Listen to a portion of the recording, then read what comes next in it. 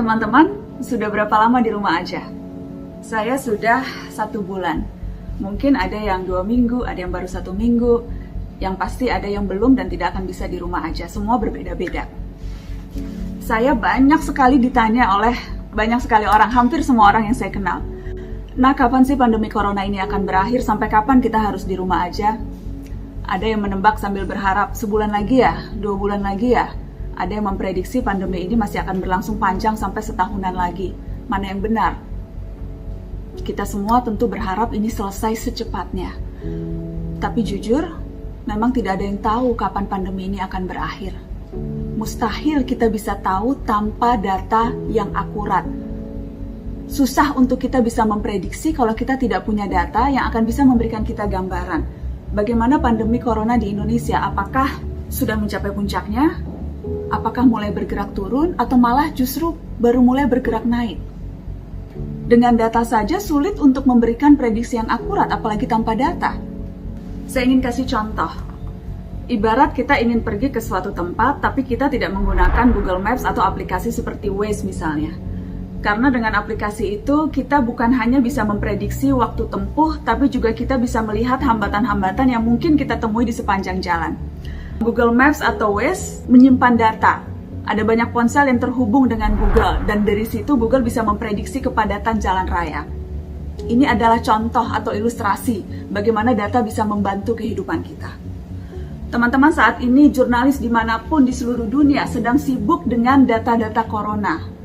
Berapa banyak yang terkonfirmasi positif, berapa banyak yang sembuh, berapa banyak yang meninggal, seberapa cepat penyebarannya, seberapa besar dampaknya.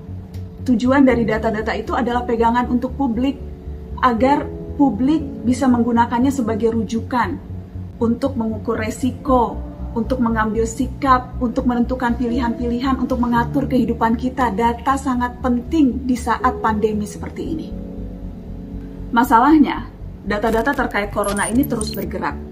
Selain itu, tidak selalu bisa didapatkan dengan cepat dan akurat. Kenapa? Sebagian karena pemerintahnya cenderung tertutup, sebagian lagi karena sinkronisasi data yang tidak lancar, sisanya karena karakter virus corona yang memang sulit dideteksi. Kemarin negatif, besok bisa positif. Masa inkubasinya saja bisa sampai 2 minggu. Selama ini, jurnalis selalu bersanding dengan ilmuwan untuk menyampaikan fakta. Masalahnya lagi, hingga hari ini, para ilmuwan pun belum sampai pada konklusi yang sama tentang virus corona. Berbagai hal yang ditemukan sifatnya masih sementara, berbeda-beda. Ada yang bilang virus ini akan lenyap seiring dengan bergantinya musim. Ada yang bilang seseorang tidak mungkin tertular 2 kali. Ada yang menyebut Kina bisa menghambat corona. Ada yang menyebut sebaliknya, berbeda-beda. Belum ada suara bulat. Para ilmuwan masih terus mempelajarinya karena sekali lagi, virus ini adalah virus yang benar-benar baru. Masih terlalu sedikit yang kita tahu sekarang. Hari ini, satu-satunya kepastian adalah ketidakpastian itu sendiri. Kita menghadapi kenyataan yang benar-benar baru. Tentunya kita berharap segalanya segera kembali normal, bisa beraktivitas seperti biasa.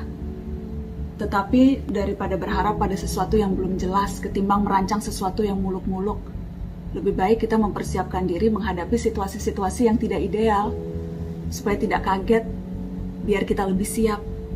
Virus ini terbukti telah mengubah kebiasaan sehari-hari kita dalam waktu singkat, dan tidak ada yang tahu sampai kapan ini berlangsung. Kita harus bersiap pada kemungkinan drastis. Sejak hari ini, hidup umat manusia memang tidak akan pernah sama lagi dengan sebelumnya. Sulit, pasti. Berat, sangat. Tapi kita manusia punya modal untuk menghadapi situasi ini. Apa itu? Kemampuan beradaptasi. Tidak ada spesies lain di muka bumi yang kemampuan adaptasinya melebihi manusia. Dengan perlengkapan akal, manusia pernah, sedang, dan akan bisa menyesuaikan diri lebih cepat dibandingkan spesies lain se-ekstrim dan sesulit apapun kondisinya. Dan dengan iman, kita percaya bahwa Tuhan mempersiapkan manusia dengan amat sempurna untuk membangun dunia apapun kondisinya. Benar berat, tapi kita melakukannya bersama-sama.